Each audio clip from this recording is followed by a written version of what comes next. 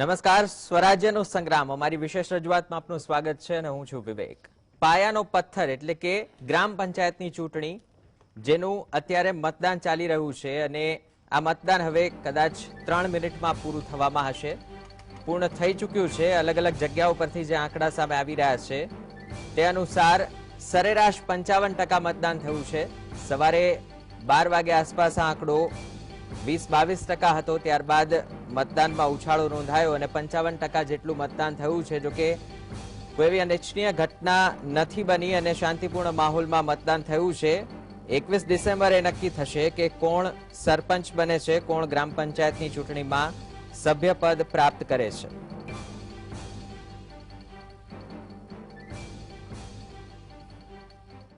તો રાજ્યના અલગ અલગ જિલ્લાઓમાંથી આપણે સવારથી દ્રશ્યો જોઈ રહ્યા છીએ। ત્યારે સૌપ્રથમ જઈશું જામનગર। સંવાદદાતા અર્જુન જોડાશે આપણી સાથે લાઈવ। અર્જુન, મતદાન પૂરું થઈ ચૂક્યું છે, કેવા દ્રશ્યો હવે જોવા મળી રહ્યા છે અને શું વલણ સામે આવી રહ્યું છે અલગ અલગ ગામડાઓમાંથી? બિલકુલથી જે રીતે સવારથી જે 7 વાગ્યાથી જે મતદાનની જે શરૂઆત થઈ હતી, લોકોએ કડકડતી ઠંડીમાં ખૂબ ઉત્સાહભેર જે મતદાન કર્યું હતું ને ત્યારબાદ હવે સાંજના જે અત્યારે 6 વાગ્યા છે ત્યારે અત્યારે હાલ જે મતદાન જે છે તે પૂર્ણ થઈ ગયું છે। સૌપ્રથમ હું અત્યારે હાલ આપણે જે મતદાન મથક પર છીએ તેના દ્રશ્યો હું આપને બતાવવા માંગીશ કે જે આ શાળા છે તે શાળાના દરવાજા જે છે તે અત્યારે બંધ કરી દેવામાં આવ્યા છે અને અત્યારે હાલ સઘન પોલીસ સુરક્ષા વ્યવસ્થા જે છે તે ગોઠવી દેવામાં આવી છે। એટલે કે તમામ જે મતદારો જે છે તે તેમને હવે કોઈને પણ જે મત આપવામાં દેવામાં નહીં આવે। ખાસ કરીને જે મતદાન મથકની જો વાત કરશું તો મતદાન મથકમાં જે અત્યારે હાલ જે મતદાન પૂર્ણ કરી દેવામાં આવ્યું છે અને હવે જે મતદાનની પેટીઓ જે છે તે સીલ કરવાની કાર્યવાહી જે છે તે હાથ ધરવામાં આવશે। જે રીતે સવારથી જે મતદાન થયું છે ત્યારે આંકડાકીય રીતે જો આપણે માહિતી જોશું તો જે આંકડાકીય રીતે જે 5 વાગ્યા સુધીમાં અંદાજિત 65% જેટલું મતદાન જે છે તે મતદાન નોંધાયું છે અને હવે જામનગર જિલ્લામાં જે છેલ્લી જે અંતિમ જે કલાક છે તેના આંકડાઓ થોડીક ક્ષણોમાં આવી જશે। ચૂંટણી પંચ જે કમિશનના જણાવ્યા અનુસાર જે 75% થી 70-75% આસપાસનું મતદાન જે છે તે નોંધાઈ શકે છે અને જામનગર જિલ્લામાં ખૂબ જ શાંતિપૂર્ણ રીતે જે વાતાવરણમાં જે છે તે મતદાન જે થયું હોવાનું જે ત્યારે તેઓ જણાવી રહ્યા છે। જે રીતે આપણે હાલ વાત કરશું કે અત્યારે જામનગરનું જો વલણ, જે રીતે મતદાનનું જે વલણ જે જોવામાં આવી રહ્યું છે તે લોકો જે ગ્રામ પંચાયતની જે પાયાનો પથ્થર જેને કહી શકાય કે જે પાયાના પથ્થરમાં લોકોએ ખૂબ જ ઉત્સાહથી જે છે તે સવારથી જ મતદાન કર્યું છે અને જે ગ્રામ પંચાયતની ચૂંટણીમાં પણ જે ખૂબ જ લોકો જે છે તે ઉત્સાહ તેમનો દાખવ્યો છે। જે રીતે અત્યારે હાલ જે આ મતદાનની પેટીઓ જેમાં અત્યારે હાલ જે આવનારા સરપંચોના જે ભાવિ જે છે તે થોડીક ક્ષણોમાં સીલ થઈ જશે અને જે 21 ડિસેમ્બરના રોજ જે આ પેટીઓ ખુલશે ત્યારે કોણ સરપંચ બનશે, કોના હાથે જે સત્તાનું સુકાન જે છે તે સોંપવામાં આવશે તે તમામ માહિતી જે છે તે તમામ ચિત્ર જે જામનગર જિલ્લાનું જે છે તે સ્પષ્ટ થઈ જશે। વિવેક, બિલકુલ, ધન્યવાદ અર્જુન અમારી સાથે જોડાવા બદલ। તો હાલ જામનગરના ગ્રામ્ય વિસ્તારમાંથી જે અપડેટ્સ મળી રહ્યા છે, મતદાનની પ્રક્રિયાને પૂર્ણ કરી દેવાય છે અને જે મતપેટી છે તેને સીલ કરવાની કામગીરી અને આખરે ભાવિ નક્કી થશે 21 તારીખે કે કોણ સરપંચ બને છે, કોણ સભ્યપદ પ્રાપ્ત કરે છે।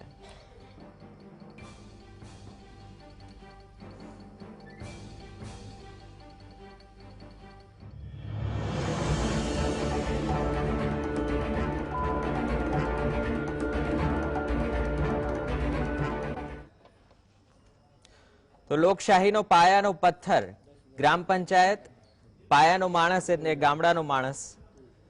આપણે સવારથી જોયું કે કઈ રીતે મતદાન માટે ઉત્સાહ જોવાયો। સવારની કડકડતી ઠંડીમાં પણ લોકોએ કતારો લગાવી। જોકે બપોરે તડકો થયો અને એવું લાગ્યું કે મતદાતાઓમાં થોડો ઉત્સાહ ઓછો પડ્યો અને સાંજ થતાં જે અપેક્ષિત મતદાન હતું તેમાં ઘટાડો નોંધાયો છે અગાઉના મતદાનની ટકાવારી પ્રમાણે। ત્યારે પાયાના પથ્થરને લઈ અને એક નાનકડી રચના છે, ચર્ચાની શરૂઆત તેની સાથે જ કરીએ કે હિન્દુ મુસ્લિમ જાતપાત પોતીકું પારકું મૂકી કોરાણે, વીજળી, રોડ, રસ્તા, શિક્ષણ અને આરોગ્યને ચર્ચવાનો અવસર છે। આ પાયાનો પથ્થર ગોઠવવાનો અવસર છે। ઘોંઘાટ, પ્રદૂષણ, ટ્રાફિક અને હોહા, સ્ટ્રેસ, એન્ઝાયટી મૂકી કોરાણે, પંખીનો કલરવ, માટીની સુગંધ અને ખેતરની સવાર અને પાદરની સાંજ તેને માણવાનો અવસર। Jeans, T shirt, suit boot અને ઇસ્ત્રી ટાઈટ કોટી તેને મૂકી કોરાણે, સફેદ સુગળ માટીથી મગતા કેડિયા અને ચોરણીનો આ અવસર છે. ઇમોજી, ફોર્માલિટી અને ફોરવર્ડિયા મેસેજને મૂકી કોરાણે મીઠો આવકાર અને ભાઈચારાના સહારે આગળ વધવાનો અવસર છે અને એ દ્રશ્યો ગ્રામ પંચાયતની ચૂંટણીમાં જોવા મળ્યા. જે આંકડો સામે આવ્યો છે જીએસટીવીના મંચ પર આજે એ આંકડાનું વિશ્લેષણ કરવું છે. મતદાતાઓએ કઈ તરફી મતદાન કર્યું, જો કે આમાં સીધી રીતે પક્ષ ઇન્વોલ્વ નથી હોતો, પરંતુ આપણે સૌ કોઈ જાણીએ છીએ કે પક્ષ કઈ રીતે ટેકો જાહેર કરતો હોય છે. તો આજે ચર્ચા કરીએ. મારી સાથે ભારતીય જનતા પાર્ટીના પ્રવક્તા કિશનસિંહ જોડાઈ રહ્યા છે, કોંગ્રેસના પ્રવક્તા પ્રગતિબેન આહિર, રાજકીય વિશ્લેષક તરીકે વજુભાઈ પરસાણા અને આંકડાકીય વિશ્લેષક અને અન્ય વિગતો સાથે રાજેશભાઈ ઠક્કર આપણી સાથે જોડાયા છે. આપ તમામ મહેમાનોનું સ્વાગત છે. બંને રાજકીય પક્ષ પાસે આવવું એ પહેલા વજુભાઈને સીધો સવાલ છે. વજુભાઈ, 55% સરેરાશ જે આંકડો જોવાયો, ક્યાં ઉત્સાહ નરમ પડ્યો અને આંકડો આટલો ઓછો છે, શું કારણ? ઉત્સાહની ને બધી વાત કરીએ પહેલા, હા, આજે પંચાયતની ચૂંટણીઓ આવી જી, અને પંચાયતમાં જે ગોકળીયો ગામ બનાવવા માટેની જે કલ્પના છે એ કલ્પના સાકાર કરવાનો આજે અવસર ગયો.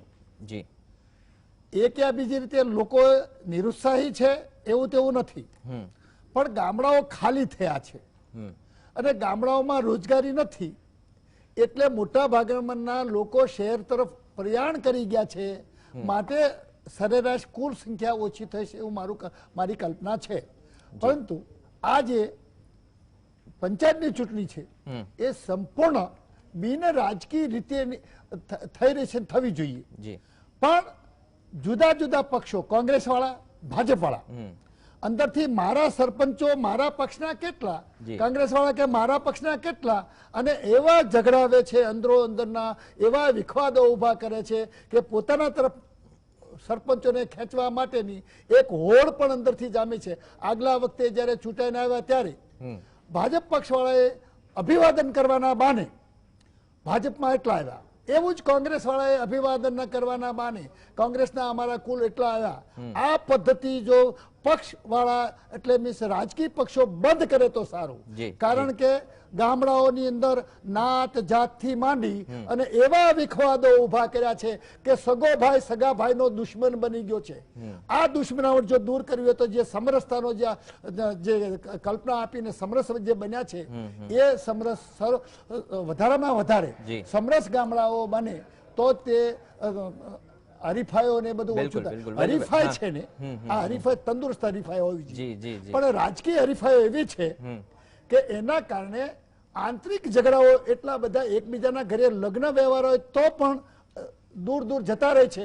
એવા મોટા વિખવાદો આ પક્ષોએ ભેદની નીતિ અને ભ્રમની નીતિ અને એવી નીતિઓ ઉભી કરી છે. એનાથી બંને પક્ષો કે જે મુખ્ય જે પક્ષો આવે એને હંમેશા દૂર રહેવું જોઈએ જો ગામડાને સારું ગોકળિયું બનાવવું હોય તો. કારણ કે સરકારની કલ્યાણકારી યોજના વર્ષોથી ચાલી આવે છે અને 1956-57 જે બળવંતરાય ગોપાલજી મહેતાએ જે આખો કાયદો આપ્યો આપણને અને સરસ મજાનો એ પંચ સમિતિએ જે આપણને ગોકળિયા ગામ તરફ લઈ જવા માટેની જે કલ્પના આપી અને ત્રિસ્તરીય જે બનાવ્યું એમાં સંપૂર્ણ ગામડું ધબકતું ગામડું થાય.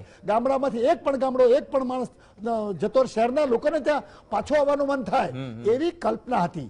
પરંતુ રાજ્ય વ્યવસ્થાઓ એવી થઈ કોંગ્રેસના સમયથી કે ભાજપના સમયથી ગામડા ઉપર ધ્યાન આપવામાં આવ્યું નથી. ફક્ત મત જૂટવી દેવાનું, મત જૂટવી લેવાનું જ પોલિટિક્સ આવ્યું છે. એ બહુ દુઃખદ વાત છે. અને હજુ વજુભાઈ એ ચિત્ર દેખાયું જે વિધાનસભામાં ઉત્સાહ હોય, ન માત્ર મતદાતાઓ પણ રાજકીય પક્ષોમાં પણ જે ઉત્સાહ હોય, જો કે સીધી હસ્તક્ષેપ નથી પરંતુ આડકતરી હસ્તક્ષેપ છે, પણ એ ઉત્સાહ સપાટી પર નથી આવ્યો આ ગ્રામ પંચાયતની ચૂંટણીઓમાં. પોલિટિક્સ છે, એનો પોલિટિક્સ છે કે અમારા એટલા સરપંચો આવ્યા છે, ભલે અમે તમે કહો ના કહો, પણ એ ગંદામાં ગંદુ પોલિટિક્સ છે અને ગામડાને ભાંગી નાખવાનું પોલિટિક્સ છે. એ ગામડું ન ભાંગી જાય એટલા માટે પોલિટિક્સ થી સરપંચો થી દૂર રહેવું જોઈએ. અને જાહેરમાં એવું પણ કદી ના બોલો કે અમારા પક્ષના એટલા સરપંચો આવ્યા. ગામ સુધી તો થોડું કલ્પના વધુ પડતી નથી લાગતી, કારણ કે પરિણામ આવ્યા પછી દરેક પક્ષ સરપંચ સંમેલન યોજવાનું જ છે અને આપણે અગાઉ જોતા આવ્યા છીએ. ચલો કિશનસિંહ, 2022 નું ટ્રેલર આ ચૂંટણીને ગણવામાં આવે છે ત્યારે મતદાનની ટકાવારી એક તરફ અને ખાસ કરીને અગાઉના વર્ષોમાં જોયું છે કે ગ્રામ્ય વિસ્તારમાંથી જે પ્રશ્નો આવ્યા અને પ્રશ્નોએ ગાંધીનગર વિધાનસભામાં પણ એક પડઘો ગુંજવ્યો છે. લાગે છે કે એનું પરિણામ છે આટલું ઓછું મતદાન થયું, કારણ કે આશા તો 60 થી 70% વચ્ચેની હતી. તો શું કારણો છે અને આ નારાજગી છે એ ગ્રામ્ય વિસ્તારના મતદાતાઓની? Good evening. સૌપ્રથમ તો જે લોકો મતદાન કરી અને આ લોકશાહીના પવિત્ર જી પર્વને કિશનસિંહ, માફ કરશો, અટકાવું છું આપને. એક અમારા સંવાદદાતા કશ્યપ જોડાયા છે આપણી સાથે, તેમની પાસેથી એક નાનકડું અપડેટ મેળવી લઈએ, પછી ચર્ચા આગળ વધારીએ. કશ્યપ, અડાલજથી જોડાયા છે. અડાલજમાં હાલ શું દ્રશ્યો જોવા મળી રહ્યા છે? મતદાન પૂરું થયું છે.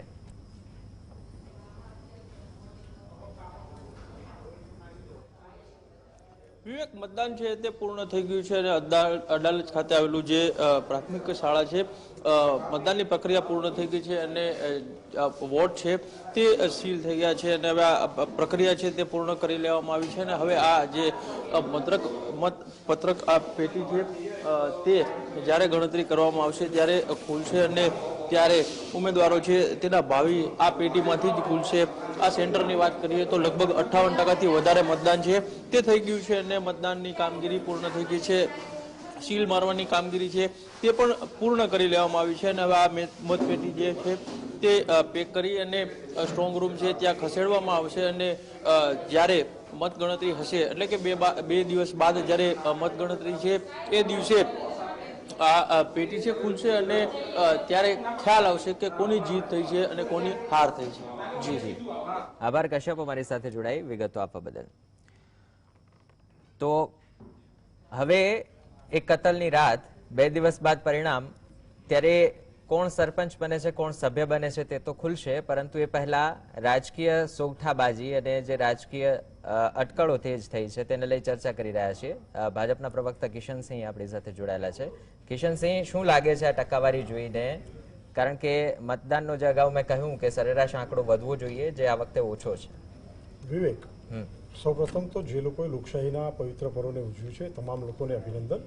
આપણી આશા હતી કે 65% ઉપર જાય, પણ ઓવરઓલ એવરેજ ગ્રામીણ મતદારોમાં થોડો ઘણો નિરુત્સાહ, એક તો રવિવાર છે અને મોટાભાગે હમણાં જે દાદા વાત કરતા હતા એ થોડું શહેરી વિસ્તાર તરફ એમનું પ્રયાણ પણ જવાબદાર છે. પણ out of that it's a good figure, સારી ફિગર છે. લોકોએ ઉત્સાહજનક મતદાન કર્યું, શાંતિપૂર્ણ મતદાન થયું અને લોકશાહીના આ પવિત્ર પર્વને ઉજવ્યું.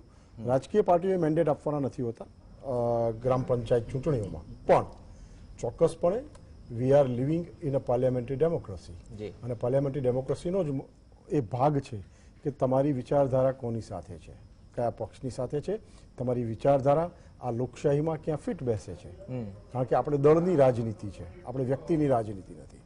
અને એટલા માટે કોઈ પણ પક્ષ હોય એ પોતાની વાતને, પોતાની વિચારધારાને છેવાડાના માણસ સુધી લઈ જવા માટે પ્રયત્નશીલ હોય છે. અને અમે સદભાગી છીએ ભારતીય જનતા પાર્ટીના કાર્યકર્તાઓ તરીકે અને પાર્ટી તરીકે કે આજે 10,812માંથી 8,690 ગ્રામ પંચાયતમાં સરપંચ પદ માટેનો આ ચૂંટણી જંગ હતો અને સભ્યો માટેનો હતો. 27,200 ઉમેદવારો વચ્ચેનો આ જંગ હતો, જેમાંથી 1,354 સમરસ ગ્રામ પંચાયત કરવામાં અમે સફળ રહ્યા છીએ. 1203 જે ભારતીય જનતા પાર્ટી સમર્થિત પંચાયતો હોવી જોઈએ એવી ગ્રામ પંચાયતો 1203 છે. 125 કોંગ્રેસ સમર્થિત છે. 9 ભાજપ સમર્થિત સરપંચો ઓલરેડી બિનહરીફ થઈ ચૂક્યા છે. સમરસ ગ્રામ પંચાયતના સભ્ય સંખ્યા 7,216 છે. હવે આપણે જે ગાંધીજીની ગામ વિશેની કલ્પના, એક ગોકુળિયા ગામની અમારા સ્વર્ગસ્થ મુખ્યમંત્રી શ્રી કેશુભાઈ પટેલની એક કલ્પના, અને હિન્દુસ્તાન 70% હિન્દુસ્તાન ને હિન્દુસ્તાનનો આત્મા ગામડામાં વસે છે, એ સત્યતાની વચ્ચે વીજળી, રોડ, રસ્તા, પાણી, કૃષિ અને સ્વાસ્થ્ય જે બેઝિક જરૂરિયાતો છે ગ્રામીણ એરિયાઓની, એ પહોંચાડવામાં ગુજરાતમાં અને છેલ્લા 7 વર્ષથી ઓવરઓલ ભારતમાં અમે મહદઅંશે સફળ. કિશનસિંહ, તમે જે ગામડાની વાત કરો છો ને, એ જ ગામડામાં એ ખેડૂતો પણ છે કે જેમને હજુ પણ પૂરતા ભાવ નથી મળતા, વિદ્યાર્થીઓ પણ છે કે જેને હજુ બસની સુવિધા ઘણી જગ્યાએ નથી મળતી. અને ગઈકાલે નર્મદા જિલ્લાનો અહેવાલ બતાવ્યો કે જ્યાં હજુ પણ મોબાઈલ કનેક્ટિવિટી નેટવર્ક નથી સ્થાપી શકાયું. કિશનસિંહ, આ મુદ્દાઓને લઈને આગળ વધીશું. એક નાનકડી પ્રતિક્રિયા પહેલા કોંગ્રેસના પ્રવક્તા પાસે. આપણે ક્રોસ કર્યો છે. કૃષિમાં ખેડૂતોને એમને આ પેન્શન મળતું થયું, ખેડૂતોને હપ્તો મળતો થયો, 23 પેદાશોના એમને MSP ના ભાવ મળ્યા, તમામ તકલીફોમાં ખેડૂતોની અમે સાથે રહ્યા, ગામડાઓ સુધી સાથે રહ્યા, વીજળી પહોંચાડી ઘરે ઘરે. પણ તાવતે વખતે જે વીજ કનેક્શન બંધ કરાયા હતા ને, હજુ ગીર સોમનાથના ને એ જિલ્લાઓમાં હજુ નથી શરૂ થયા. તો હું તમને જે અહેવાલ છે કિશનસિંહ એ રિયાલિટી હું કહું છું. 552 કરોડનું વિવિધ પેકેજ. એટલે સી ગામડાઓમાં સાચી વાત છે, સરકાર કરે છે, ગામડાઓમાં રોજગારી ઉત્પન્ન થાય, નાના અને મધ્યમ કક્ષાના ઉદ્યોગો ગામડાઓ તરફ પડે. એપીએમસી ચલો ઓકે માની લઈએ કે ચલો સરકારથી સંતુષ્ટ છે એટલે મતદાતાઓ એટલી સંખ્યામાં બહાર નથી નીકળ્યા. ચલો એવું માનીએ પ્રગતિબેન, રાજ્ય અને કેન્દ્ર સરકારની યોજનાઓનો લાભ પહોંચ્યો જીએસટી ના માધ્યમથી આખા દેશે જોયું. અરે જીએસટી એ મુદ્દાને ચર્ચાઓ કરી છે કિશનસિંહ. ચલો પ્રગતિબેન, શું લાગે છે પ્રજા સંતુષ્ટ છે ગામડાની એટલે આટલી ઓછી સંખ્યામાં બહાર નીકળી સરકારથી, કે પછી વિપક્ષ પોતાની જે ફરજ છે, જે ભૂમિકા છે નિભાવી નથી શક્યું, કે કયા ખૂટતી કડીઓ છે મર્યાદિત કોંગ્રેસ નહીં જે ખૂટતી કડીઓ છે એ પૂરવા માટે લોકોને પ્રોત્સાહિત કરે? પ્રગતિબેન, પહેલા તો હું ગુજરાતના તમામ ગામડાઓમાં જે ઇલેક્શન હતું એ તમામ મતદાતાઓનો આભાર માનું છું કે તમે લોકશાહીના પર્વને સરસ ઉજવ્યું છે, અને જે લોકોએ મતદાન નથી કર્યું એને અપીલ કરું છું કે આવનારી તમામ ઇલેક્શનમાં તમારો જે કિંમતી વોટ છે એનો ઉપયોગ કરજો, કેમ કે એ તમારું ભવિષ્ય નક્કી કરશે. બીજા નંબરની વાત એ છે કે કોંગ્રેસ પાર્ટી ગામડાઓ મોસ્ટલી ઓલવેઝ કોંગ્રેસ પાર્ટીની સાથે રહ્યા છે, કેમ કે કોંગ્રેસે ગામડાથી લઈ સિટીથી લઈ અને તમામ મહાનગરોનો બધાનો વિકાસ એક સાથે કર્યો છે. કિશનસિંહ, હું તમારામાં નથી બોલતી અને ડેકોરમ જળવાય તો સારું છે. તમે ખોટા છો તો ઊંચા અવાજે બોલવું જરૂરી નથી. કોંગ્રેસ પાર્ટીએ કાયમી માટે લોકોનું વિચાર્યું છે. કોંગ્રેસ પાર્ટી લોકોના પ્રશ્નોને સાંભળી છે. અમે કોઈ પણ સરપંચો સાથે બેઠકો કરીને એમની એડવર્ટાઇઝ નથી કરી. અમે ગામડામાં એક એક જન સુધી અમે પહોંચ્યા છે, એમના પ્રશ્નોને સાંભળ્યા છે. તમે હમણાં વાત કરી રહ્યા હતા કે ગામડામાં ખેડૂતોને સહાય નથી મળી, તાવતે વખતે બી સહાય નથી મળી. એના વિધાનસભામાં પ્રશ્નો કોંગ્રેસ પાર્ટીના તમામ ધારાસભ્યશ્રીઓએ ઉઠાવેલા હતા, અને એ પછી જ્યારે અતિવૃષ્ટિ થઈ તો એના માટેના બી પ્રશ્નો, જે સહાય આપવાની વાત કરી છે પાર્ટી ભારતીય જનતા પાર્ટી સરકાર જે વાત કરી રહી છે પણ ખેડૂતો સુધી એ નથી પહોંચી, એના માટે પણ વિધાનસભામાં પ્રશ્નો ઉઠ્યા હતા અને એનો જવાબ સરકારે આપ્યો નહોતો, એટલે અમારે વોકઆઉટ કરવું પડ્યું હતું અને વિધાનસભામાં એ ચાલવા પણ નથી દીધું. બીજા નંબરની વાત, કોરોના કાળ વખતે ગામડાઓમાં બેડની, હોસ્પિટલની કોઈ પણ સુવિધાઓ નહોતી. સુવિધાઓ ના હતી ત્યારે લોકોએ, ગામડાના લોકોએ સૌથી વધારે સહન કરવું પડ્યું હતું. એ ગામડાનો એક સામાન્ય ખેડૂતને જ્યારે એમના પરિવારમાંથી કોઈ એકને ઓક્સિજન ઘટતો હોય, દવા ઘટતી હોય, ત્યારે એ વ્યક્તિને ઓક્સિજનની પણ વ્યવસ્થા ભારતીય જનતા પાર્ટી કરી નથી શકી. મને હું ચોક્કસથી કહી શકીશ કે ગુજરાતના ગામડાના તમામ મતદારો ખૂબ શાણા છે. એ વિધાનસભા હોય, લોકસભા હોય તો સિટી કરતા પણ ગામડામાં મતદાન ખૂબ વધારે સારું થતું હોય છે. આ વખતે 55% થયું છે, તો એ પાર્ટીની જે સરકારની કામગીરી છે એના પ્રત્યેની નારાજગી પણ એમાં બતાવી રહ્યું છે.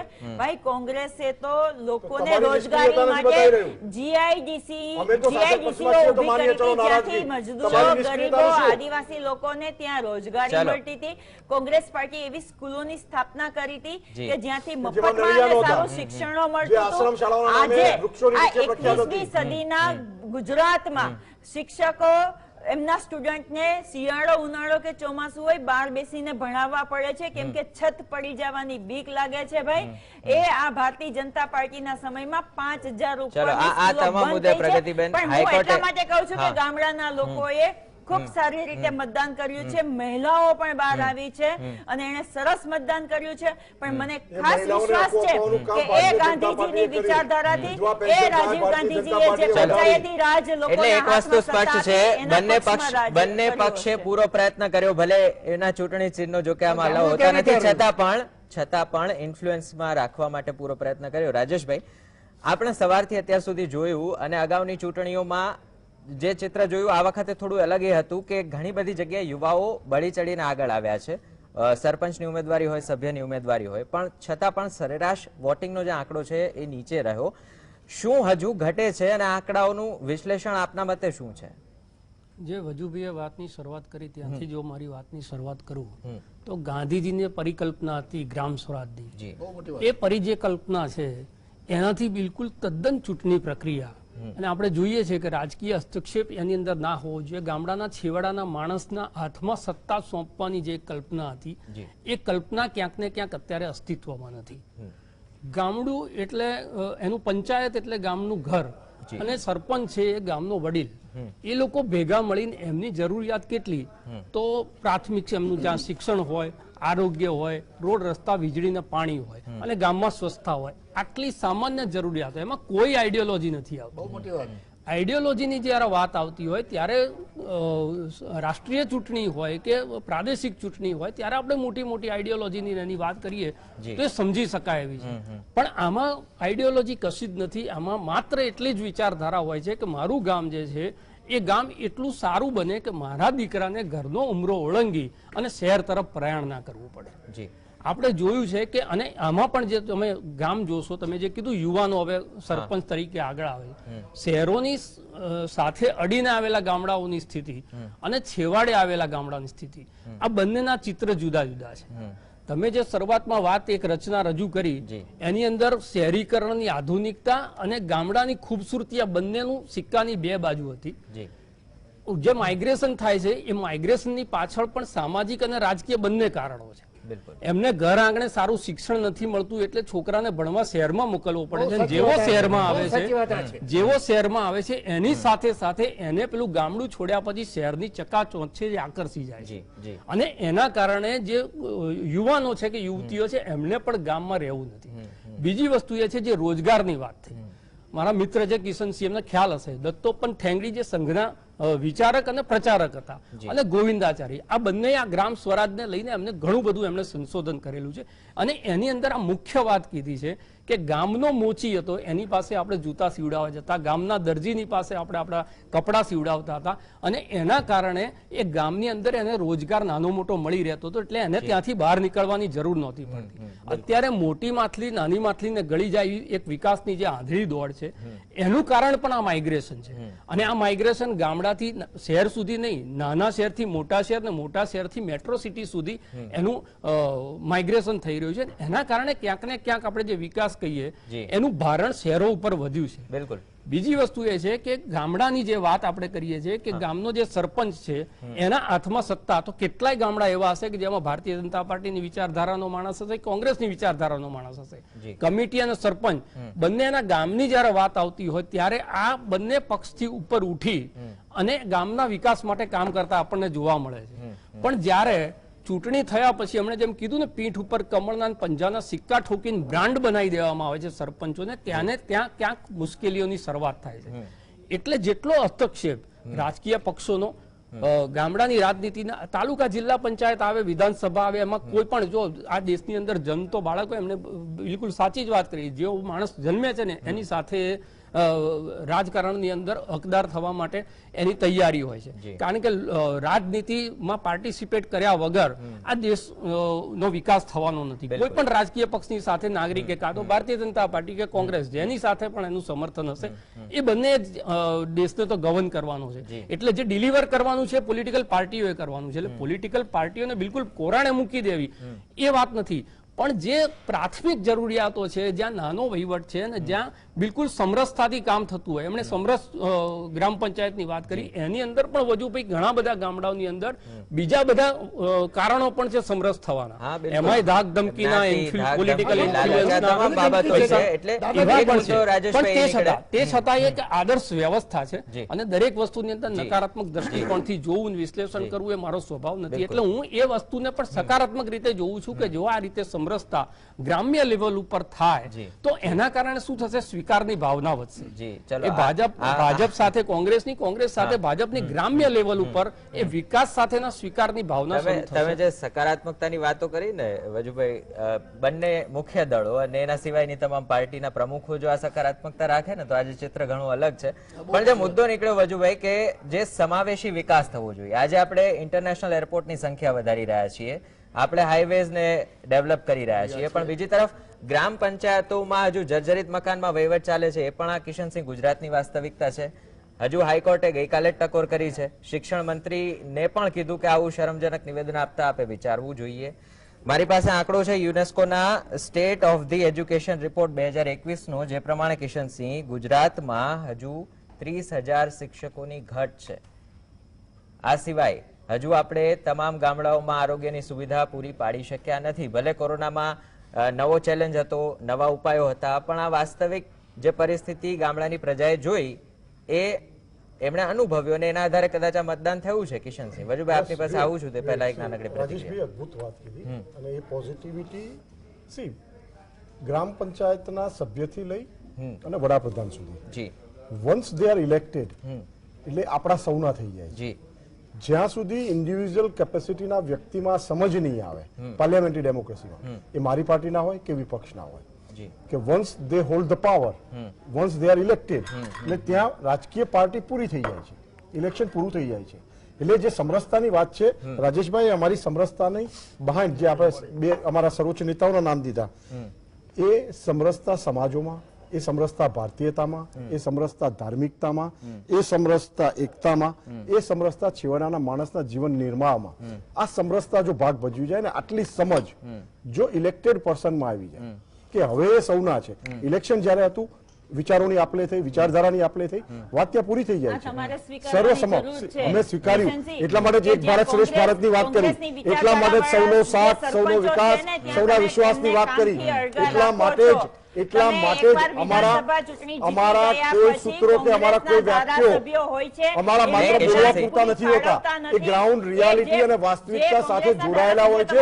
એની ઉપર આખી પાર્ટી કામ કરતી હોય છે. કોંગ્રેસમાં અમને જ્યારે ગ્રાન્ટ આપતા ત્યારે અમારે પાર્ટી ચેન્જ કરવી પડી. આપણે વિકાસ શબ્દ તમે બોલતા થયા ને, વિકાસ શબ્દ તમને બોલતા કર્યા ને, ભ્રષ્ટાચાર શબ્દ તમને ભૂલાવી દીધો ને, આ સફળતા નથી તો શું છે?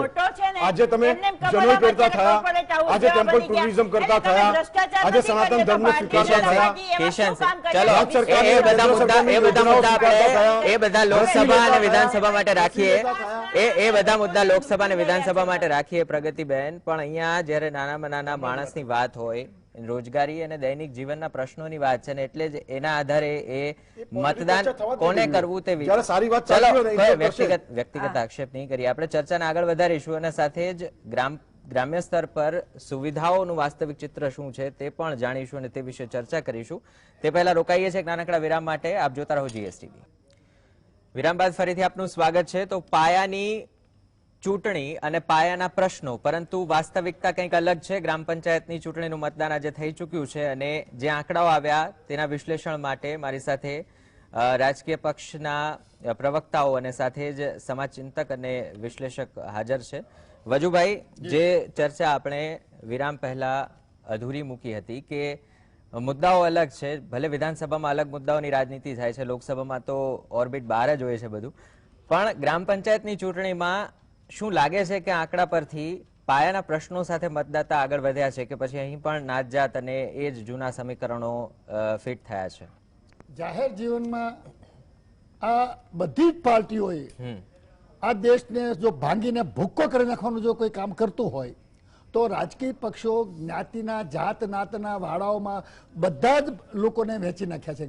જે સ્વર્ગ જેવું ગામડું રહેતું હતું, એક મુસ્લિમનું એક બે ઘર હોય તેમ છતાં ભળીને રહેતા હતા, અને તો એની સામે એટલા લોકોને કરી દેવામાં આવ્યા છે કે લોકો પોતે પોતાના આંતરિક સંબંધો ભૂલી ગયા છે. આ દેશમાં ખરેખર સાચા અર્થની સાચી લોકશાહી છે જ નહીં.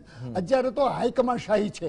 જો મેન્ડેટ આપવાનો આવતો હોત ને તો એમાં હરીફાઈ હતી, પણ ભલું થજો આ પંચાયત રાજનું અને એના અંદર જે ગામડાઓમાં કોઈ પક્ષનો સરપંચ ન હોય એટલે હદ સુધી ગયા, પણ હજુ પણ લૂંટાલૂંટ ચાલવાની છે કે અમારા પક્ષના એટલા લોકો આવ્યા છે. એ દુઃખની મોટી વાત છે. એ લોકોએ સરપંચને હંમેશા અલિપ્ત રાખવો જોઈએ. જો અલિપ્ત નહીં રાખો તો કદી વિકાસ થવાનો નથી, ગામડું તૂટી જવાનું. આજે તૂટી ગયું છે. ઊંડાણના ગામડાઓમાં જુઓ, ઊંડાણના ગામડામાં જો તો શાળાઓ કેટલી છે. હમણાં જ આપણે કીધું કેટલા શિક્ષકો છે. અરે દરામલી ગામ જેવા બધા ગામ તમે કેમ નથી બનાવી શકતા? દરામલીનું ઉદાહરણ આપી અને બધાને ત્યાં લઈ જાઓ છો તો શિવાડાના ગામડામાં સુધી છેલ્લે લઈ જાઓ ને. અને પછી કોને કે અમારા ગુજરાતનું એક પણ ગામડું એવું નથી કે જ્યાં દરામલી જેવી વ્યવસ્થા નથી. આવું કેમ નથી થતું? કારણ કે વાલા દવલાના વિસ્તારો રાખ્યા છે. તમે જ્ઞાતિ જાતિમાં બધાને તોડી નાખ્યા છે. એક પ્લીઝ મારે તમને કહેવું છે કે આજે હાઈકમાન્ડ શાહી આખા દેશમાં ચાલે છે, બંને પક્ષમાં. અને કોઈ પણ પક્ષ હોય એમાં હાઈકમાન્ડ શાહી ચાલે છે, લોકશાહી રહી જ નથી. લોકો જ્યારે આ ગામડામાં જે લોકશાહી આવી છે, જે કોઈ પક્ષ વિનાનો જે એ અસર લોકશાહી છે કે ગામડું પોતાનો ઉમેદવાર પોતે નક્કી કરે. એમ લોકો જ્યારે પોતે પોતાનો ઉમેદવાર નક્કી કરશે ત્યારે સાચી લોકશાહી આવશે. આ પક્ષોને હું કહું છું વિધાનસભાના માટે પણ, લોકસભાના સભ્યોને માટે પણ કે મેન્ડેટ આપવાનું બંધ કરો, હાઈકમાન્ડ શાહી બંધ કરો અને લોકો મતદાતાએ માનસિકતા બદલવાની સાથે નેતાઓએ પણ માનસિકતા બદલવાની, હાઈકમાન્ડ શાહીમાંથી દૂર કરો. ગુજરાતના 4 ગામડાઓ અને કેરાલાનું એક ગામડું આજે પણ યુનાઇટેડ નેશન્સ એ ગામોની નોંધ લઈ રહ્યું છે. એક ઉદાહરણ આપણે બહુ ખરાબ આપ્યું, એનું અનફોર્ચ્યુનેટ છે. કારણ કે આપ જે સમયમાં આપના ઉપર જે વિચારધારા થોપી બેસાડવામાં આવી હતી, એટલે ક્યાંક ક્યાંક આ ઉંમરે પણ એ વિચારધારા આપની બહાર નીકળી. શું ભારતીય જનતા પાર્ટી શાસનમાં નહોતી ગુજરાતમાં 27 વર્ષ પહેલા? અને દેશમાં ત્યારે બધું શું શત્રુ હતું? ત્યારે કોઈ ભેદભાવ નહોતા. તમે બોલ્યા બે માણસ, તમે કોમ્યુનિટીનું નામ લેવા પણ નથી માનતા. તમે બોલ્યા કોમ્યુનિટી ગામમાં રહે છે અને અત્યારે નાત અને ધર્મને અલગ રાખીએ, નાત અને ધર્મને અલગ રાખીએ. એ સ્ટ્રેટેજી ઉપર અનેક ચૂંટણીઓ લડાઈ છે. મને બોલી લેવા દો. હું કોઈ પક્ષ માણસ નથી. આપણો વાંક નથી દાદા. મારે કોઈ વચ્ચે ના બોલો. મને મારા વિચારો વ્યક્ત કરી લેવા દો. મારી લિંક તૂટી જાય છે. મારું એટલું કહેવાનું છે, આ દેશને સાચી લોકશાહી જેમ ગામડામાં આપણી ભાવના છે અને સરપંચને કોઈ પક્ષ વિહીન બનાવવામાં આવ્યો છે, એમ એને બધા અત્યારે 3000 થી નજીક લોકો ઉભા. મહેરબાની કરો, 15 પૈસા મળે છે, અમે 1 રૂપિયા પહોંચાડ્યો. મારે ક્યાં આખો પહોંચાડ્યો. બાપા તમે બે શબ્દો સારા તો કે આ શાસનમાં ખેડૂતોને કિસાન સન્માન નિધિ થઈ, પેન્શન મળતું થયું, રોજગારીની તકો મળી, પાણી મળ્યું. પાણીનો પ્રશ્ન ચલો મારે કોઈ પ્રગતિબેન ચલો પાણીનો જ પ્રશ્ન ભજુભાઈ, પાણીનો જ પ્રશ્ન છે. કેટલા પ્રશ્નો ઘણા છે, પણ મારું કહેવાનું એવું છે કે ગામડાને એટલો મજબૂત બનાવો, એના અંદર ભાઈચારો એવો રાખો કે ભાઈચારાને કારણે ગામના વિકાસ થાય. પરદેશ ગયેલા લોકો અહીંયા એટલું બધું મહાત્મા ઠલવે છે. ગામડા જે દરામલીને હું દાખલો આપું છું ને, પુસરીનો ગામડો દાખલો આપું છું ને, એવા સાબુત ગામડા થઈ જાય એમ છે. પરંતુ પક્ષાપક્ષીને કારણે લોકો ત્યાંથી ફંડ પણ નથી આપતા, ફાળો પણ નથી આપતા. કેમ? તો કે આ રાજકારણની અંદર આ ગામડામાં રાજકારણ પહોંચી ગયું છે, ઘર સુધી પહોંચી ગયું, રસોડા સુધી રાજકારણ પહોંચી ગયું છે. એમાંથી તો બહાર આવવા દો લોકોને. અમારું કહેવાનું એવું છે કે તમે ગામડાને ગામડું રહેવા દો, ગામડાને ગોકળિયું બનવા દો, પણ બનવા દો. હવે તો એવું જાહેર થાય 2 દિવસમાં એટલા લોકો અમારા ટેકેદાર સરપંચો આવ્યા. અરે શું કામ આ રીતે વહેંચી નાખો છો? શું કામ ભાંગી નાખો? કોંગ્રેસ વાળા કાલે બોલવાના છે, અમારા કોંગ્રેસ વાળા એટલા આવ્યા, ભાજપ વાળા કાલે બોલવાના છે. મહેરબાની કરીને ગામડાને સારું સુંદર સોનાનું બનાવવાનો પ્રયત્ન કરો. અમે ગામડાને એટલું કામ કરવાનું, મદદ કરવાનું, એ અમારા ઠેકેદારો બંધ કરી દો, ભૂલી દો. એટલા માટે ત્યાં પોલિટિક્સ દૂર રાખ્યા છે. પોલિટિક્સ દૂર રાખવાનો હેતુ આ છે. પ્રગતિબેન, 2017માં તમને એક વિપક્ષ તરીકે લોકોનો સહકાર પણ ખૂબ વ્યાપકપણે મળ્યો અને હવે આ ગ્રામ પંચાયતની ચૂંટણી 22નો લિટમસ ટેસ્ટ છે. તો તમે ક્યાં કુણા ઉતર્યા લોકોને એ મુદ્દા સમજાવવામાં, તેમને ગળે ઉતારવામાં કે હજુ પણ પાયાની સુવિધાઓ ઘટે છે? અને વાસ્તવિકતા છે, કિશનસિંહે સ્વીકારવું જ રહ્યું, પણ આટલો ઓછો આંકડો એ બાબત પણ દર્શાવે છે કે લોકોએ આગળ આવી અને પોતાના મુદ્દા માટે મતદાન નથી કર્યું, અથવા તો મતદાન કર્યું છે તો એ આ બધા નાતજાત અને જરૂરિયાતના મુદ્દાઓને જોઈને કર્યું છે. ચોક્કસથી પહેલા તો હું છે ને ગ્રામ પંચાયતના ઇલેક્શન હોય ને એને હું વિધાનસભા કે લોકસભાની સાથે એટલા માટે નથી જોડી શકતી કેમ કે ગામના જે બી સરપંચને ચૂંટવાના છે લોકો એમના માટે કોણ સારું છે, એમના ગામ માટે કોણ સારું કામ કરશે એ વિચારી અને એ સરપંચનું ચયન કરતા હોય છે. જ્યારે વિધાનસભામાં અને લોકસભામાં પરિસ્થિતિ થોડી અલગ હોય છે. એક સમય હતો કે એવું કહી દેવાતું કે ગામના સરપંચને કહી દે કે આપણે આ પક્ષમાં વોટ દેવાનો છે, તો એ પક્ષમાં વોટ દેતું હતું. પણ અત્યારની પરિસ્થિતિ અલગ છે. અત્યારે લોકો, હું તો ઇલેક્ટ્રોનિક મીડિયાનો પણ ખૂબ ખૂબ આભાર માની, સોશિયલ મીડિયા પણ છે કે જેમનાથી લોકોમાં, ગામડાના લોકોમાં પણ જાગૃતિ આવી છે ને પોતાનો વોટ કોને આપવો છે પોતે નક્કી કરે છે, નહીં કે સરપંચ. એટલે હું વિધાનસભાના ઇલેક્શનની સાથે આ ઇલેક્શનને બિલકુલ બી નહીં જોડું. અને બીજા નંબરની વાત, કોંગ્રેસ પાર્ટી ખાલી ઇલેક્શન આવે છે ત્યારે જ લોકોની વચ્ચે જાય છે એવું નથી ભાઈ. અમે કોરોના કાળમાં પણ લોકોની વચ્ચે ગયા હતા, આ બધા ઇલેક્શન વખતે પહેલા પણ અમે લોકોની વચ્ચે ગયા હતા અને અમે લોકોના, પ્રજાનો અવાજ બન્યા છે. અમે લોકોના જે બી પ્રશ્નો છે એનો અમે અવાજ બની અને વિધાનસભા સુધી અમે અવાજ ઉઠાવી રહ્યા છે. જ્યારે વિધાનસભામાં પણ નથી સાંભળવામાં આવતું ત્યારે કોંગ્રેસ પક્ષ તરીકે અમે આંદોલન સ્વરૂપે બહાર આવીને રસ્તા ઉપર ઉતરીને પણ અમે સરકારને સમજાવવાની કોશિશ કરી છે. પણ ગામડાની આજે બેઝિક જરૂરિયાતો, આજે પણ તમે જુઓ ગામડાના લોકોના ઇન્ટરવ્યુ લીધા હશે તો એ લોકોએ એમ જ કીધું અમારી બેઝિક જરૂરિયાત માટે અમે આજે મતદાન કરવા આવ્યા છે. રસ્તા, પાણી, ગટર, એ પ્રશ્નો આજે પણ ઉભા છે. અમુક ગામડાઓ એવા છે ભાઈ કે જ્યારે આપણે ત્યાં ગાડી લઈને નીકળીએ ને તો કમરનો દુખાવો થઈ જાય એટલા હજી ખરાબ રસ્તાઓ છે. પીવાનું પાણી મેં બહેનોને જોયેલી છે કે જ્યાં પશુ પાણી પીતા હોય છે ત્યાં બાજુમાંથી ગંદુ પાણી એ લોકો ભરી અને 1-1 કિલોમીટર સુધી હજી પણ જાય છે. એટલે આ 21મી સદીમાં પણ 27 વર્ષથી ભારતીય જનતા પાર્ટી જે વિકાસ ગુજરાતનું મોડેલ બતાવે છે, વિકાસશીલ જે સરકાર કહે છે, સંવેદનશીલ સરકાર કહે છે, એ હજી લોકોની બેઝિક જરૂરિયાતોને પણ પૂરું નથી કરી શકી. ત્યાં એજ્યુકેશનની વાત આવે તો નવી 5 ગવર્મેન્ટની પ્રાથમિક શાળાઓ ઊભી કરવાની જગ્યાએ એ લોકોએ 6000 થી ઉપર ગવર્મેન્ટ જે સ્કૂલો હતી એને પણ બંધ કરી દીધી છે. અમુક સ્કૂલો છે તેના વિદ્યાર્થીઓને બહાર બેસીને ભણવું પડે છે કેમ કે ત્યાંથી છત પડે છે. અમુક જગ્યામાં સ્કૂલો સારી છે તો ત્યાં શિક્ષકો નથી. કેટલા બધા ગુજરાતના એવા ગામડાઓ છે કે 1 થી 6 ધોરણ સુધી એક જ શિક્ષક હોય છે. ભાઈ તમે શિક્ષકોને 30,000 જગ્યા ખાલી હોવા છતાં પણ જે શિક્ષકોએ ટેટની એક્ઝામ પાસ કરી લીધી છે, જેમની ઉંમર જતી રહી છે છતાં પણ તમે ભરતી નથી કરી રહ્યા. તમારા સમયમાં ગામડાનો એક છોકરો એના મા બાપ પેટે પાટા બાંધીને એમને અહીંયા ગવર્મેન્ટ એક્ઝામની તૈયારી કરવા મોકલે છે. એક છોકરાના જ્યારે આવી રીતે પેપર લીક થાય છે ત્યારે એના મા બાપનો પણ ત્યાં હૃદય તૂટે છે. એટલે આક્ષેપો નથી ભાઈ, તમે જાવ એ મા બાપના આંસુ જુઓ જે જેનો છોકરો અહીંયા ઉમેદવારોને પરિવારજનોને પણ અમે સાંભળ્યા કે જેમણે આ પેપર લીકને કારણે ગ્રામ પંચાયતની ચૂંટણીનો બહિષ્કાર કર્યો છે. કિશનસિંહ, એટલે ભલે મોડેલ ઉત્તર પ્રદેશમાં જઈને જાહેરાત કરી દીધી કે હવે ગુજરાતની પણ કાશીનું મોડેલ, પણ એ મોડેલ હજુ ગ્રામ્ય વિસ્તારોમાં ઇમ્પ્લિમેન્ટ નથી થઈ શક્યું. ભલે સરકારની ઈચ્છા શક્તિ, રાજકારણની ઈચ્છા શક્તિ. આપની પાસે આવું છું પણ તે પહેલા રાજેશભાઈને એક નાનકડો સવાલ છે. રાજેશભાઈ, કેમ આપણે હજુ ગામડાને આગળ નથી લાવી શક્યા? ગામડાના લોકો આગળ આવીને શહેરમાં ભળી જાય છે અને શહેરમાં નવા નવા વિસ્તારો ઉમેરાતા જાય છે, પણ આપણું ગામડું જે જળવાવું જોઈએ, જેમ વજુભાઈ વાત કરી કે ગાંધીજી અને અનેક એવા લોક નેતાઓ જેમની એક પરિકલ્પના હતી. બિલકુલ તમારી વાત સાચી છે. અને જે સમસ્યાઓ છે, કામ નથી થયું, એ કોંગ્રેસનું કાળ હોય કે ભારતીય જનતા પાર્ટી, કશું જ નથી થયું એ પણ અતિશયોક્તિ છે અને બધું જ બાકી છે એ પણ અતિશયોક્તિ છે. એની વચ્ચે આપણે ચર્ચા કરવી જોઈએ. અને મારા મિત્ર કિશનસિંહ છે એ થોડી આલોચનાથી વ્યથિત થાય છે. એકચ્યુઅલી આલોચક જે છે એ જ તમારા વહીવટને સુધારવા માટે કામમાં આવે. પ્રગતિબેન દાખલા તરીકે કોઈ આરોપ કરે છે કે આ 4 સ્કૂલો છે એની અંદર આ તકલીફ છે, આ ગામ છે એમાં પાણીની તકલીફ છે, તો સકારાત્મક રીતે એમનો હાથ પકડીને તમે એ ગામમાં જાઓ, સ્થિતિ જુઓ અને કે આવતી ચૂંટણી વખતે આ તમારે સમસ્યાનો જવાબ મારે નહીં આપવો પડે, કમસે કમ એની જવાબદારી લો. જ્યારે આ બે પક્ષ આ કામ કરશે ત્યારે પ્રજાનું ભલું થશે. પહેલી વસ્તુ એ છે. બીજી વસ્તુ એ છે કે જયારે વાત આવી કે આદર્શ ગ્રામની, વજુભી એક ગામની વાત કરી, અમને 4 ગામ કીધા.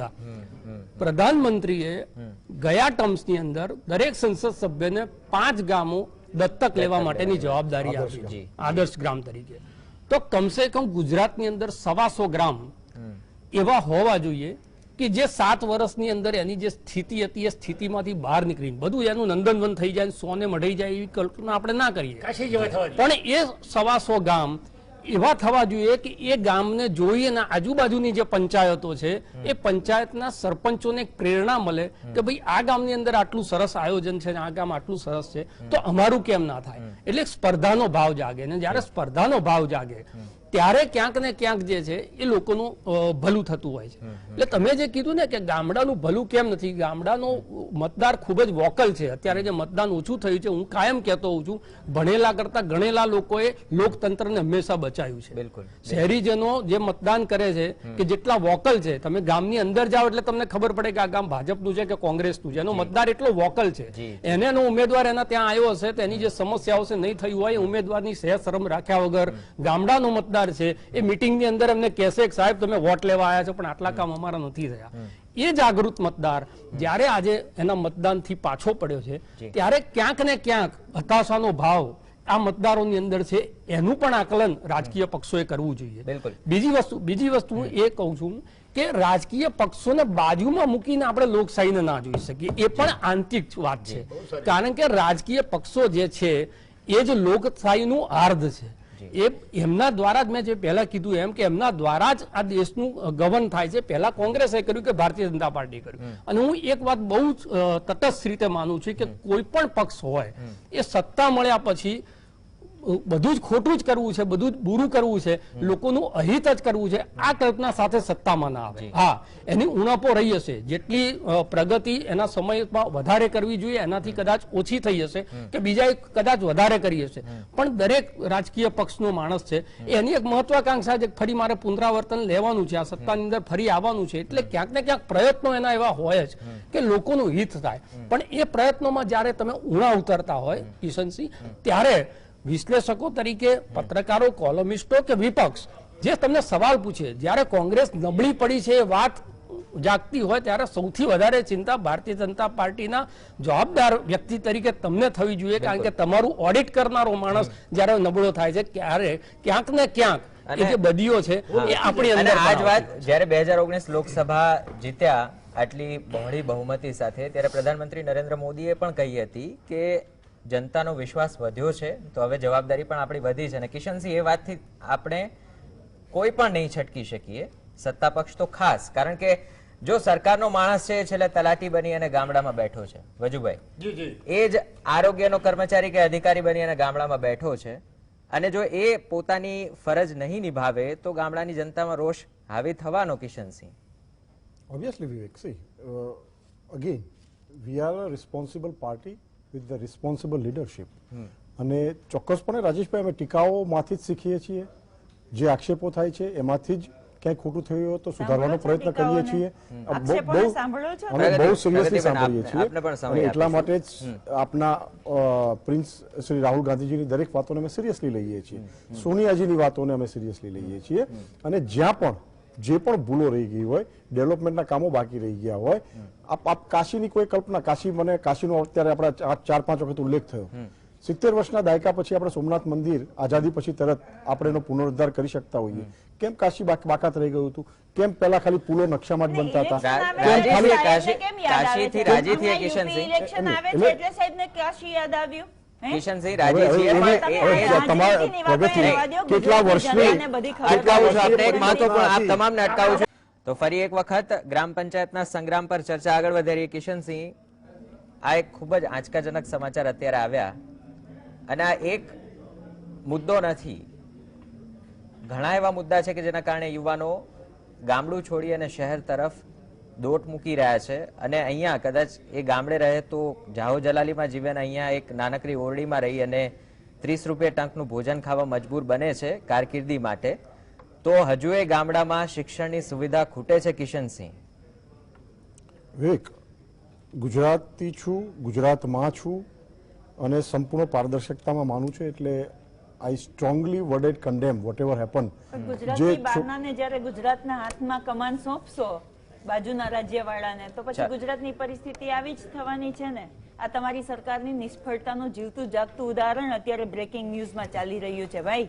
88,000 યુવાનોના ભવિષ્યની સાથે તમારી સરકાર રમી રહી છે. એ સરકાર જે પેલા એમ કહેતી હતી કે કોઈ પેપર ફૂટ્યું નથી, આજે સાબિત થયું, પુરાવા મળ્યા અને પાછું તમે રદ કરો. પણ નહીં આપી શકીએ. વિદ્યાર્થીઓ સામે વિદ્યાર્થીઓ આગળ આવ્યા છે. ચલો આપણે સમય આપીશું પ્રગતિબેન.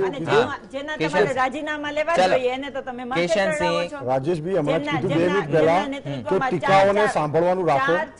એટલે ટીકા તમારી સાંભળી રહ્યો છું, જવાબ સાંભળવાની તૈયારી રાખો. સંભળાય રીતે ચર્ચા કરીએ. રાજીનામું દઈ દેવું જોઈએ. પ્રગતિબેન રાજીનામું દઈ પ્રગતિબેન માંગી લીધું રાજીનામું તમે? ચલો દઈ જ દેવું જોઈએ. કિશનસિંહ ગુજરાતની જનતા માંગશે હવે. કિશનસિંહ 30 સેકન્ડમાં. ચલો 30 સેકન્ડ. હા, કમ્પેર મારે નથી કરવી ક્યાંય કોઈની સાથે. ગુજરાતમાં છું, ગુજરાતી છું ને ગુજરાતના યુવાનોને જે છેલ્લા 2 વર્ષમાં સંઘર્ષ કર્યો છે, આઈ મીન શબ્દો ઓછા પડે છે કે જે પણ થઈ રહ્યું છે અનએક્સેપ્ટેડ ભારતીય જનતા પાર્ટીના કાર્યકર્તા તરીકે. પણ બનાવો ઘણી બધી જગ્યાએ બન્યા છે. સેમ ગુજરાતમાં ના બનવા જોઈએ, રિપીટેડ ના બનવા જોઈએ, એ સ્ટ્રોંગ મતનો હું છું. અને આ વખતે જે ગૃહમંત્રીશ્રીએ અને સરકારે પ્રતિબદ્ધતા વ્યક્ત કરી છે, આઈ હોપ અને પ્રાર્થના કરું કે આ બનાવો ગુજરાતમાં બનતા અટકે, પરીક્ષાઓ પારદર્શી થાય, યુવાનો યુવતીઓ જે રોજગાર ઈચ્છુક છે એમને યોગ્ય ન્યાય મળી રહે, એમના સમયની બરબાદી ના થાય, એમની મહેનતની બરબાદી ના થાય. અને એના માટે એકલી વ્યવસ્થાઓને જવાબદાર ઠેરવાના બદલે I think it's a time to I mean change everything. સંપૂર્ણપણે આખી સિસ્ટમ જે પણ છે જિમ્મેદારી સરકાર પોતાની બદનામી થાય એવું ના ઈચ્છે. આટલી સામાન્ય સમજ આટલી સામાન્ય જે કાંડ કરતાઓ છે. રાજસ્થાનમાં પણ પેપર લીક થયું છે, મારે નહોતું બોલવું પણ હવે મારે બોલવું પડશે. રાજસ્થાનમાં 3 વખત મુદ્દો અલગ છે. કિશનસિંહ મધ્યપ્રદેશમાં પણ થયું, દિલ્હીમાં પણ થયું અને બિહારમાં પણ થયું. પણ મારે કમ્પેર નથી કરવી, કારણ કે હું ખોટી વાતોની કમ્પેર કરવા માંગતો નથી. ચલો આ મુદ્દો અલગ છે. વધુ એક ચર્ચા માટે આપણે બંનેને આમંત્રણ આપીશું. કિશનસિંહ અત્યારે મૂળ મુદ્દા તરફ પાછા ફરી. આવું થાય છે કારણ કે શિક્ષણની સુવિધા નથી મળતી. કિશનસિંહ યસ, શિક્ષણની સુવિધાની જ્યાં સુધી વાત છે, અમે એ ઓરડાઓની ઘટમાંથી બહાર આવ્યા છીએ, શિક્ષકોની ઘટમાંથી બહાર આવ્યા છીએ. તબક્કાવાર સરકારની તિજોરીમાં બજેટકીય મર્યાદાઓમાં રહી અને જેટલી પણ વ્યવસ્થાઓ ગામડાઓ માટે થઈ શકતી હશે એ ચોક્કસપણે કરીએ છીએ. અને ગામડાઓમાં વિવેકભાઈ, MLA, MP, નાણાં પંચ, રાજ્ય સરકાર, કેન્દ્ર સરકાર, તાલુકા પંચાયત, જિલ્લા પંચાયત, આ તમામ લોકોની ત્યાં ગ્રાન્ટ વપરાતી હોય છે. પણ સર્વસમાવિષ્ટ વિકાસની જે દાદા કલ્પના કરતા હતા, જે રાજેશભાઈએ પોઝિટિવની વાત કરીને એક વાત મેં કીધી કે વન્સ એની પાર્ટીનો કોઈ પણ વ્યક્તિ જ્યારે ચૂંટાઈ જાય છે તો એ સૌનો થઈ જાય છે. આ ભાવના આઈ હોપ હવેના યંગસ્ટરો જ્યારે યુવાનો વધારે પડતો ભાગ લઈ રહ્યા છે, આ ભાવના કેળવશે અને પોતાના એરિયા શ્રેષ્ઠ થાય આખા રાજ્યમાં કે દેશમાં, એ પ્રતિબદ્ધતા સાથે આખી ટીમ કામ કરશે. આશા રાખીએ કે અત્યારે સત્તામાં ધારાસભ્યો અને જે સાંસદો છે એ પણ આ જ ભાવના સાથે કોઈ ભેદભાવ વગર કામગીરી કરશે. પ્રગતિબેન 30 સેકન્ડ આપની પાસે પણ. જો હું એવું નથી કહેતો કે કોંગ્રેસ તરફી મતદાન માટે આપ સીધી અપીલ કરી શકો ગામડામાં, પણ એમની સુવિધા માટે આગળ આવે એના માટે તો તમે અપીલ કરી જ શકો. અને આંકડો ઓછો છે એનો મતલબ એમ કે એમાં ઉણા ઉતર્યા છે, એ સ્વીકારવું પડશે. જે પાર્ટી પાકોના ઉભા એલાન કરાવતી હતી, ખાડામાં રોડ રસ્તા બનાવતી હતી, નકશામાં પુલો બનાવતી હતી, ખાલી ડેમો બનાવતી હતી, ખેડૂતોને ગોળીએ દેતી હતી, ઉભા પાકનું વેલાણ કરતી હતી, લોકોને અંધારું થાય પેલા ઘરે જવાની ફરજ પડતી હતી, એ પાર્ટી પાસેથી તમે અપેક્ષા કઈ રાખી શકો જેની પાસે કાર્યકર્તાઓ નથી, ગામડા વિચારધારા નથી, કોઈ એમની પાસે પર્યાપ્ત સમય આપ્યો છે. કિશનસિંહ પર્યાપ્ત સમય આપ્યો. પાર્ટી હોય તો કોંગ્રેસ પાર્ટી હતી. કોંગ્રેસ પાર્ટીએ કાયમી માટે ગામડાઓ, સિટી, ઉદ્યોગપતિઓ બધાને સાથે રાખીને કર્યું છે. અમારી પાર્ટી કોઈ છૂટમૂટની સરકાર નથી. માત્ર ને માત્ર તમે તો ભ્રષ્ટાચારનું નામ વિકાસ આપી દીધું છે ભાઈ. તમે ભ્રષ્ટાચારનું નામ વિકાસ આપી દીધું અને કમલમના વિકાસ કર્યા છે. તમારા નેતાઓએ વિકાસ કર્યા છે પોતપોતાના. જે તમારા રાજીવ ગાંધીએ કહ્યું પણ કે તમે ભાગી જાઓ છો. 15 પૈસા થઈ જાય છે. આજકાલ તમારા જો વિકાસ લીક થઈ છે ને એમાં ગુજરાતના યુવાનોને ભોગવવું પડે છે. હવે વિકાસ તો બોલતા થયા તમે વિકાસ બોલતા થયા. તમે તો તમે જય શ્રી રામ બોલતા અરે થયા. આ બંને પ્રવક્તાઓને વિનંતી છે, આ મુદ્દાઓ હજુ 2022 ને ઘણો સમય છે. બંને પ્રવક્તાઓને વિનંતી છે, 2022 ને ઘણો સમય છે. પ્રગતિબેન, હું જે પાયાની સુવિધાની વાત કરું, આ ગામડાના લોકોને, ગામડામાંથી એક છોકરો ભાઈ જયારે ગવર્મેન્ટ એક્ઝામની તૈયારી કરતો હોય ને તો એના મા બાપે કાં તો 1 વીઘો વેચી દીધો હોય કે 5 વીઘાને ગીરવે મૂકી હોય ને ત્યારે અહીં લાખોની ફી ભરી છોકરાને ભણવા મોકલે છે. જ્યાં એના મા બાપ છે ને મીઠું ને રોટલો ખાઈ લેતા હોય છે, પણ પ્રગતિબેન વાસ્તવિકતાથી પરિચિત છીએ પણ સંવેદનાઓને બંધ કરો. મતભેદલક્ષી સંવેદનાઓ હોય છે તમારી, મતભેદલક્ષી વાતોને આક્ષેપો હોય છે. પાકા રોડ ક્યાં છે, ત્યાં પાણીની સુવિધા, સિંચાઈની સુવિધા ક્યાં છે, સારી શાળાઓ ક્યાં છે, આ તમામ કદાચ આ બંનેને નથી દેખાઈ રહ્યું. વજુભાઈ અને રાજેશભાઈ, આ બંનેને છેલ્લે 1 મિનિટ નો સમય છે. એવા 3 સજેશન વિપક્ષ માટે પણ અને સત્તા પક્ષ માટે પણ અને ગામડાના લોકો માટે પણ કે જેઓ પોતાનો અવાજ બુલંદ કરે પોતાનું ગામ સારું બનાવવા માટે. હા વજુભાઈ, મારું સજેશન એ છે કે બંને પાર્ટીઓ આક્ષેપ પ્રત્યે આક્ષેપમાંથી બહાર આવો, લોકોના વિકાસોમાં જુઓ. તમારા પક્ષના પક્ષાપક્ષીના કારણે ગામડું તૂટી રહ્યું છે, એમાં ભાઈચારો વધારો અને જ્યાં જ્યાં જરૂરિયાત છે ત્યાં સાચા અર્થમાં ત્યાં સુધી વિકાસના કામો પહોંચાડો. પહોંચાડવાને બદલે અમે આમ કર્યું, તમે આ કર્યું, અમે આ કર્યું, તમે આ કર્યું, આક્ષેપ પ્રત્યે આક્ષેપ છેક ગામડા સુધી લઈ ગયા છો. આગળ બોલો એમ રસોડા સુધી લઈ ગયા છો. આ રસોડામાંથી ત્યાંથી શાંતિથી ગામડાના લોકોને ભોજન જમવા દો, સારી રીતે એનો વિકાસ જુઓ. મહેરબાની કરીને હું તમને વિનંતી કરીશ, એ બંને પાર્ટીઓ, તમારી પાસે 30, 40 વર્ષ 50 વર્ષ શાસન, આ લોકો પાસે શાસનનું છે. પરંતુ હવે મારી કહેવાની એટલું જ છે કે પક્ષાપક્ષીમાંથી સરપંચોને મહેરબાની કરીને અભડાવતા નહીં. નહીં થાય સરપંચના સંમેલનો, નહીં થાય. 62 કરોડ રૂપિયાની ટોટલ ગ્રાન્ટ ગામ લોકો દ્વારા, ગામ લોકો માટે, ગામ લોકો વડે એમના વિકાસના કામો. ચાલો ઓકે, રાજેશભાઈ સત્તા પક્ષ તરફથી, રાજેશભાઈ સત્તા પક્ષ તરફથી જે દલીલો થઈ કે અમે વિકાસ કર્યો જ છે અને વિપક્ષ કહી રહ્યું છે કે નથી થયો, શું સજેશન છે આપના? એટલે ગામડાને રાજકીય ચશ્માથી જોવાનું એક તો પહેલા તો બંધ કરવું જોઈએ. બીજી વસ્તુ એ છે કે મકાનનું ધાબુ તમે ગમે એવું આરસીસી વાળું ભરો, એના પાયામાં જો માટીનું પુરાણ કરશો તો એ ઇમારત કોઈ દિવસ ટકવાની નથી. એટલે આ લોકતંત્રનો જે પાયો છે એ પાયામાં લૂણો ના લાગે એ જોવાની જવાબદારી તમામ લોકોની છે, રાજકીય પક્ષ હોય કે આપણે સમાજ ચિંતક હોય, તમામની છે. અને ત્રીજી વાત એ છે કે જે વિકાસના ફળોની વાત થાય છે, વિકાસના ફળ ગામડા સુધી પહોંચ્યા છે કે નહીં એનો બારીક અભ્યાસ, એ બહુ સમીક્ષા વારંવાર થવી જોઈએ. અને જે સરપંચોના હાથમાં તમે સત્તા સોંપો છો એ સરપંચોને પણ એજ્યુકેટ કરવા પડે, કારણ કે ઘણી બધી પંચાયતની અંદર તલાટી જ રાજ કરતો હોય છે. ત્યારે એને એના પોતાના બંધારણીય જે હક્કો છે એની ખબર હોવી જોઈએ. ગ્રામ સભાઓ જે બોલાવવામાં આવે છે, ગ્રામ સભાનો એજન્ડા સરપંચ પોતે નક્કી કરતો થાય, આ એક વ્યવસ્થા ઊભી કરવી પડશે. અને આ બધું થશે ત્યારે ગામડું મજબૂત થશે. પણ તકલીફ એ છે જે હજુભાઈ કહે છે ને કે એમાં સમાજકારણ ના આવવું જોઈએ, એમાં જાતિવાદ ના આવવો જોઈએ, ધર્મવાદ ના આવવો જોઈએ. આ બધું જો ગામડે લેવલ ઉપર સરખું થઈ જાય તો પછી ઉપરના લેવલ ઉપરને જે રાજકીય રોટલા શેકવાના છે એમાં ખૂબ જ તકલીફ પડે. એટલે આ ચૂલો સળગાઈ રાખવો એ જરૂરી છે રાજકીય પક્ષો માટે. અને એટલા માટે ક્યાંક ને ક્યાંક આ જે પ્રક્રિયા છે એ અભડાય છે, એ નહીં અભડાય. ચલો, એટલે આ મોકો તો હવે 5 વર્ષ પછી જ મળવાનો, સિવાય કે જો કોઈ પક્ષ પલટો ના કરે તો અને એ કલમો ના લાગે તો. પણ મતદાન કરતી વખતે મતદાતાએ, ખાસ કરી ગ્રામ્ય વિસ્તારના મતદાતાઓએ એ ધ્યાન રાખવાનું છે કે તેમના ખેતર સુધી સિંચાઈનું પાણી પહોંચ્યું છે કે કેમ, તેમના પરિવારને આરોગ્યલક્ષી સુવિધા મળી છે કે કેમ, તેમના યુવાનો અત્યારે ઉચ્ચ શિક્ષણ મેળવી રહ્યા છે કે કેમ. આ તમામ માપદંડો બદલાશે તો જ એ જે આદર્શ ગામની પરિકલ્પના પરિપૂર્ણ કરી શકીશું. સમયનો અભાવ છે. આભાર કિશનસિંહ, વજુભાઈ, પ્રગતિબેન અને રાજેશભાઈ અમારી સાથે ચર્ચામાં જોડાવા બદલ. તો ચર્ચાને અહીં પૂર્ણ કરીશું. ચૂંટણીઓનો દોર અને મતદાનનો દોર પણ યથાવત રહેશે, પરંતુ હવે નક્કી આપણે કરવાનું છે કે ગ્રામ પંચાયતમાં કોણ, વિધાનસભામાં કોણ અને સંસદમાં કોણ. નમસ્કાર.